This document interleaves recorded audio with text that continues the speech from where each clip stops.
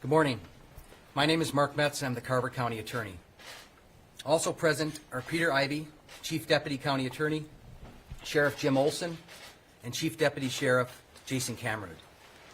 Today, I announce my decision on whether the Carver County Attorney's Office will file criminal charges related to the death of Prince Rogers Nelson. The Carver County Sheriff's Office completed their investigation and submitted their reports to my office. This investigation was a coordinated and comprehensive one among several federal, state, and local agencies.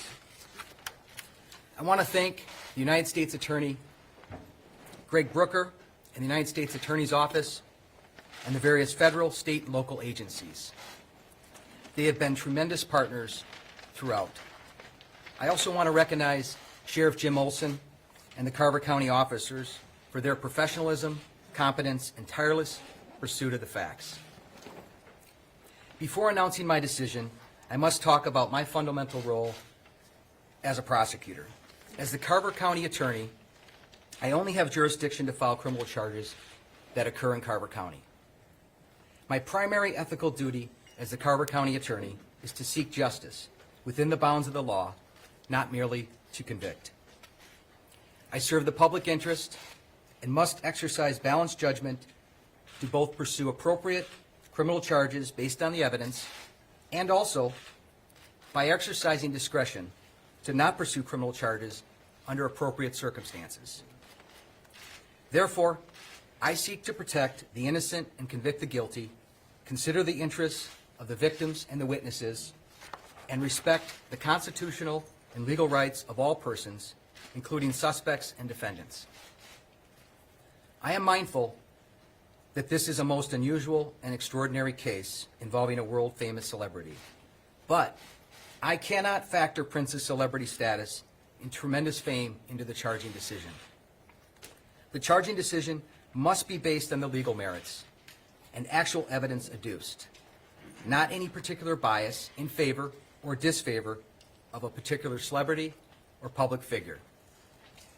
In considering a criminal charge, I must have evidence demonstrating probable cause that a certain crime was committed and there is a reasonable likelihood of conviction based on admissible evidence sufficient to prove the case beyond a reasonable doubt. Proof beyond a reasonable doubt is the highest burden in American law. For the past 2 years, law enforcement from the Carver County Sheriff's Office, the federal and state agencies have conducted an extensive, painstaking, and thorough investigation into Prince's death. Their investigation has been extraordinary.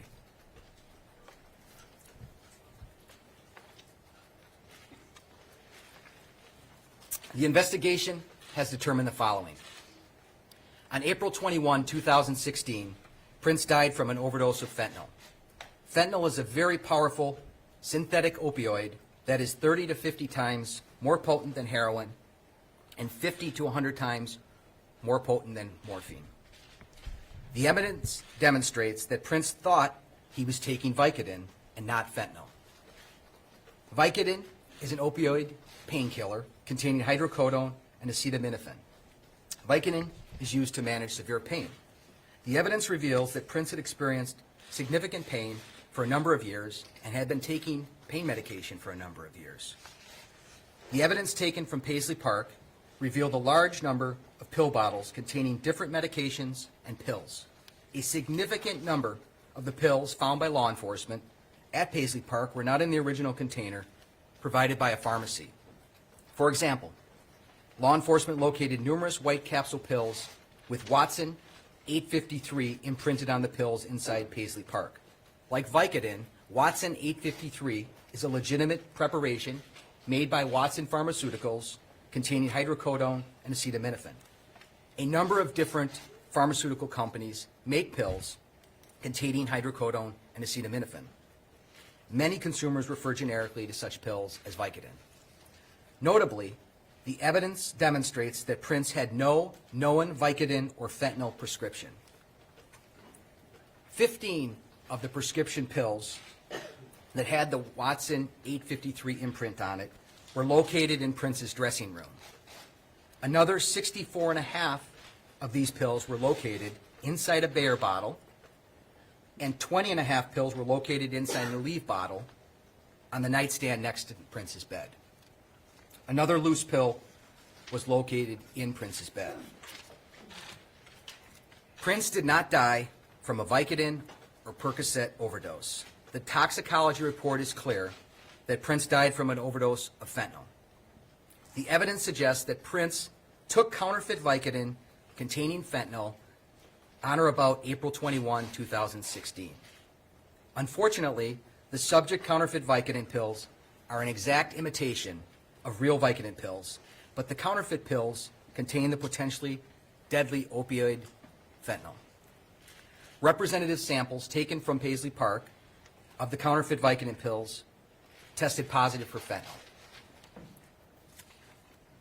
Nothing in the evidence suggests that Prince knowingly ingested fentanyl. In addition, there is no evidence that any person associated with Prince knew Prince possessed any counterfeit pills containing fentanyl. In all likelihood, Prince had no idea he was taking a counterfeit pill that could kill him. Others around Prince also likely did not know that the pills were counterfeit containing fentanyl. There is no evidence that the pill or pills that actually killed Prince were prescribed by a doctor.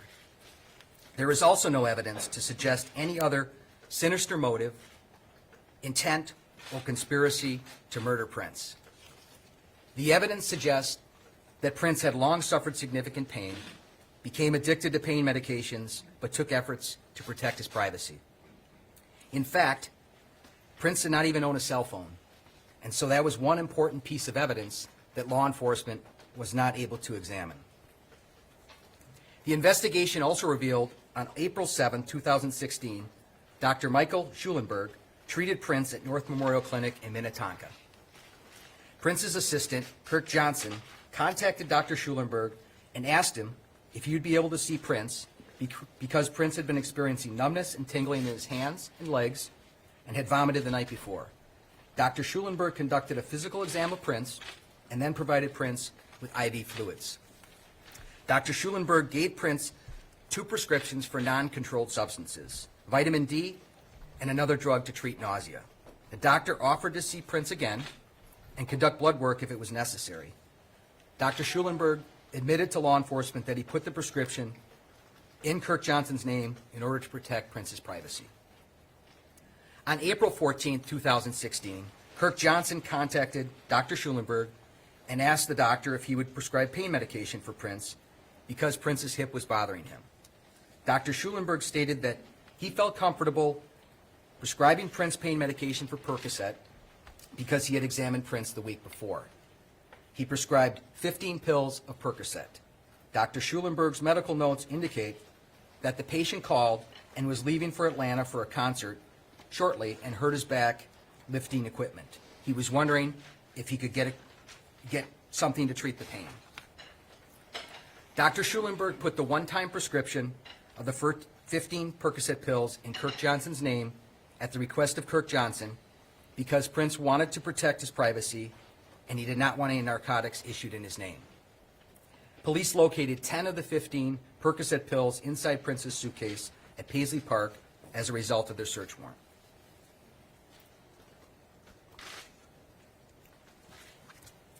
On the evening of April 14, 2016, Prince became unconscious while flying back to Minneapolis from a concert in Atlanta. The plane had to make an emergency landing in Moline, Illinois. At the airport, emergency medical services administered 2 doses of Narcan to resuscitate Prince. Prince was taken to the hospital and released that same day. No pills were tested by chemical analysis in Moline, but the evidence that it's likely that Prince took a counterfeit Vicodin pill or pills with the Watson 853 imprint on it that was in a Bayer bottle.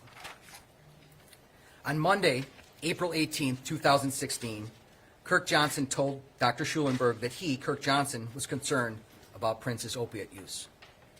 On Wednesday, April 20, 2016, Dr. Schulenberg examined Prince again and took a blood sample. Prince stated that he was feeling antsy and asked about opiate withdrawal symptoms. Dr. Schulenberg administered IV fluids and provided a prescription for clonidine, a blood pressure medication that has been used to treat opiate withdrawal symptoms, and also a prescription for an antihistamine similar to Benadryl. That evening, Dr. Schulenberg spoke with Prince's management about arranging chemical dependency treatment for Prince. Prince's management then contacted a recovery center in California to assist Prince with his addiction. A representative from Recovery Without Walls in California traveled to Minnesota on April 21, 2016 to meet with Prince and management in order to get him help.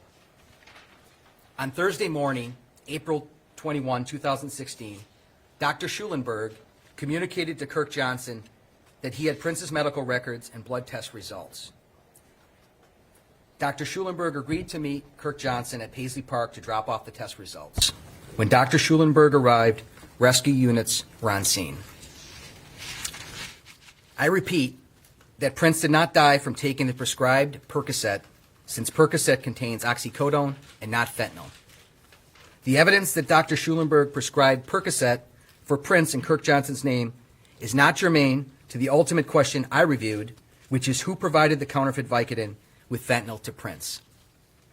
Despite the intensive law enforcement investigation, there is no reliable evidence showing how Prince obtained the counterfeit Vicodin laced with fentanyl, or who else may have had a role in delivering the counterfeit Vicodin to Prince.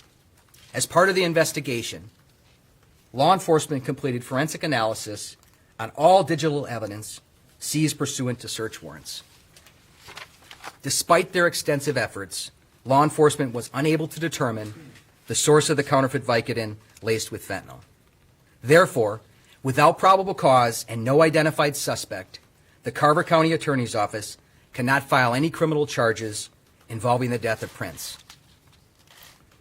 The fact that criminal charges are not brought certainly does not mean that some person or persons associated with Prince did not assist or enable Prince in obtaining the counterfeit Vicodin. After all, Prince somehow did come into possession of the pills, and the pills had to come from some source. There is no doubt that the actions of individuals around Prince will be criticized, questioned, and judged in the days and weeks to come. But suspicions and innuendo are categorically insufficient to support any criminal charges. Assigning blame by implication is not my role as the Carver County Attorney and as a prosecutor. My role is to make exacting legal determinations based on established and reliable facts, not to pass moral judgments. To ethically charge anybody with any crime requires probable cause plus a reasonable likelihood of conviction, noting that the threshold of proof in a criminal case is beyond a reasonable doubt to a unanimous jury.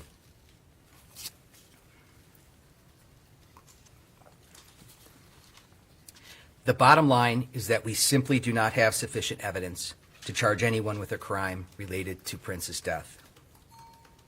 Because Prince was an intensely private person, he was certainly assisted and enabled by others to obtain some of these medications. Those individuals included, but are not limited to Dr. Schulenberg and Kirk Johnson. The evidence shows that they followed Prince's direction in maintaining his privacy.